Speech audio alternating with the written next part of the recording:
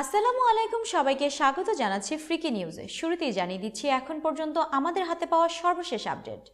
কি আছে S-400 ক্ষেপণাস্ত্র ব্যবস্থায়? S-400 ক্ষেপণাস্ত্র ব্যবস্থা কেন এত আলোচিত? বিস্তারিত প্রতিবেদনে তাই শেষ পর্যন্ত আমাদের সঙ্গে থাকার জন্য অনুরোধ রইল। সাম্প্রতিক সময়ে বিশ্বের সবচেয়ে আলোচনার জন্ম দিয়েছে যে অস্ত্রটি, তার নাম S-400 ক্ষেপণাস্ত্র প্রতিরক্ষা ব্যবস্থা। রাশিয়ার তৈরি এই সমরাস্ত্রটি বিবেচনা করা হয় ক্ষেপণাস্ত্র অঙ্গনের সর্বাধুনিক সংস্করণ হিসেবে। নতুন এই অস্ত্রটি কিনতে আগ্রহ প্রকাশ করেছে অনেক দেশ, যাদের মধ্যে রয়েছে এমন দেশ যারা আবার যুক্তরাষ্ট্রের মিত্র, যে কারণেই ক্ষুব্ধ ওয়াশিংটন। এই অস্ত্রটিকে কেন্দ্র করে তাই নতুন করে যুক্তরাষ্ট্র রাশিয়া সমীকরণ তৈরি হচ্ছে আন্তর্জাতিক অঙ্গনে। রাশিয়া সমরাস্ত্র তৈরিতে বিশ্বের শীর্ষস্থানীয় দেশ। তেলের পরই দেশটির দ্বিতীয় বৃহত্তম আয়ের উৎস সমরাস্ত্র বিক্রি।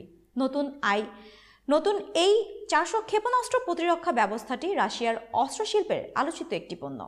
উদ্ভাবনের পরে আলোচনার জন্ম দিয়েছে বহুমুখী এই ক্ষেপণাস্ত্র প্রতিরক্ষা ব্যবস্থাটি। রাশিয়ার এই অস্ত্রটি কিনতে ইতিমধ্যেই আগ্রহ প্রকাশ করেছে চীন, সৌদি আরব, ভারত ও কাতার সহ বেশ কিছু দেশ। এরই মধ্যে সৌদি আরব ও ভারত যুক্তরাষ্ট্রের ঘনিষ্ঠ মিত্র। তুরস্ক যুক্তরাষ্ট্রের নেতৃত্বাধীন ন্যাটো জোটের সদস্য। যেসব দেশই এই অস্ত্রটি কেনার ঘোষণা দিয়েছে তারা যুক্তরাষ্ট্র, ন্যাটো কিংবা অন্যান্য মার্কিন সংশ্লিষ্ট জায়গা থেকে কূটনৈতিক হুমকি ও বিরোধিতার মুখে পড়েছেন। তুরস্ক এই বিষয়ে চুক্তি সম্পাদিত করে ফেলেছে রাশিয়ার সাথে। এ নিয়ে তারা যুক্তরাষ্ট্রের প্রবল বিরোধিতার মুখোমুখি। তবে বুধবার তুর্কি প্রেসিডেন্ট এরদোগান বলেছেন, মার্কিন চাপে রাশিয়ার সঙ্গে সম্পাদিত চুক্তি থেকে কিছুতেই সরে আসবে না তুরস্ক।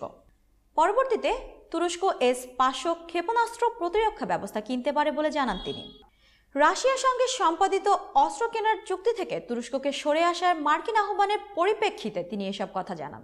কিন্তু কি আছে এই S-400 ক্ষেপণাস্ত্র প্রতিরক্ষা ব্যবস্থায়, যার কারণে এটি এত গুরুত্ব পাচ্ছে সবার কাছে? বিশেষজ্ঞরা জানিয়েছেন, এই অস্ত্রটির এত আলোচনার জন্ম দিয়েছে প্রধানত দুটি কারণে। প্রথমত, এটি প্রযুক্তিগতভাবে সর্বাধুনিক। দ্বিতীয়ত, এটি অনেক দেশের দীর্ঘদিনের মিত্রতার মাঝখানে হুমকি হয়ে দাঁড়িয়েছে। স্টকহোম ইন্টারন্যাশনাল পিস রিসার্চ ইনস্টিটিউটের গবেষক সাইমন ওয়াজেমান বলেন, S-400 হচ্ছে এখন পর্যন্ত সর্বাধুনিক আকাশ প্রতিরক্ষা ব্যবস্থা। পশ্চিমারা এখন পর্যন্ত যা তৈরি করেছে তার চেয়ে অনেক অগ্রসর এটি। এটির র্যাডার, ক্ষেপণাস্ত্র কিংবা অন্যান্য সেন্সরের ক্ষমতা অনেক বেশি।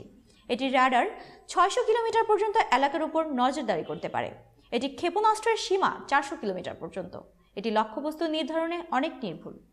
আরেকটি বিষয় হচ্ছে, মাত্র কয়েক মিনিটের মধ্যেই এই অস্ত্রটি স্থাপন করা, প্রস্তুত করা ও ফায়ার করা যায়। এক স্থান থেকে অন্য স্থানে নেওয়া যায় খুব সহজেই।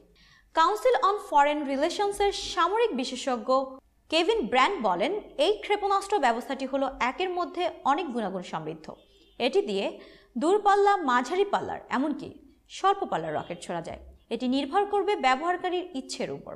এই বিশেষজ্ঞ আরও বলেন, সবচেয়ে বড় সুবিধা হচ্ছে এটি সড়ক পথে এক স্থান থেকে অন্য স্থানে নেওয়া যায়, যেমনটা চায় বেশিরভাগ দেশ। সেই সাথে তিনি সতর্ক করে দিয়েছেন, এই অস্ত্রটি হয়তো বিশ্বকে বিপজ্জনক কোনো পরিস্থিতির মধ্যে নিয়ে যেতে পারে। এর একটি কারণ, মার্কিন মিত্ররাও এখন ঝুঁকছে রাশিয়ার এই অস্ত্রের দিকে, যেটি পছন্দ দেয় ওয়াশিংটনের। S-400 একই সময় 36টি লক্ষ্যবস্তুতে আঘাত হানতে পারে, এমনকি একই সময় 72টি রকেট ছুড়তে সক্ষম। এই আকাশ প্রতিরক্ষা ক্ষেপণাস্ত্র ব্যবস্থায় একটি যুদ্ধ নিয়ন্ত্রণ পোস্ট, 3টি সমন্বয়কারী জ্যাম প্রতিরোধকারী পর্যায়ক্রমিক অ্যারে রাডার, বিমানের লক্ষ্যমাত্রা শনাক্ত করা 8টি বিমান প্রতিরক্ষা ক্ষেপণাস্ত্র কমপ্লেক্স, 12টি ট্রান্সপোর্টার লঞ্চার, একটি বহুমুখী আলোকসজ্জা ও শনাক্তকরণ র্যাডার যুক্ত রয়েছে। এছাড়া এটি একটি প্রযুক্তিগত সহায়তা ব্যবস্থা, একটি ক্ষেপণাস্ত্র পরিবহন যানবাহন ও একই সঙ্গে এটি একটি প্রশিক্ষণ ব্যবস্থা। S-400 ক্ষেপণাস্ত্র ব্যবস্থার প্রথম দিকের ক্রেতাদের মধ্যে রয়েছে ন্যাটো সদস্য তুরস্ক। গত আগস্টেই তুর্কি প্রেসিডেন্ট এরদোগান এক বক্তৃতায় বলেছেন, তার দেশ যত দ্রুত সম্ভব S-400 স্থাপন করবে। আর রুশ কর্তৃপক্ষ জানিয়েছে 2019 সালে তারা এই অস্ত্রটি সরবরাহ করতে পারবে। আর ন্যাটো জোটের কোনো সদস্য দেশ রাশিয়ার এই সর্বাধুনিক অস্ত্র কিনবে সেটিও পছন্দ করছে না পশ্চিমারা, যে কারণে তুরস্কের সাথে যুক্তরাষ্ট্রের নতুন করে টানাপোড়েন শুরু হয়েছে। আর ভারত, সৌদি আরব কিংবা কাতারের মতো দেশগুলো ন্যাটোর সদস্য না হলেও তারা যুক্তরাষ্ট্রের কাছ থেকে অর্থনৈতিক ও কূটনৈতিক চাপে পড়তে পারে। সবাই ভালো থাকুন, সুস্থ থাকুন আর দেখতে থাকুন ফ্রিকি নিউজ। প্রতিদিনের প্রতি সেকেন্ডের সর্বশেষ আপডেট পেতে আমাদের সঙ্গেই থাকুন এবং আমাদের চ্যানেলটিকে সাবস্ক্রাইব করুন। সবাইকে এতক্ষণ ফ্রিকি নিউজের সঙ্গে থাকার জন্য ধন্যবাদ।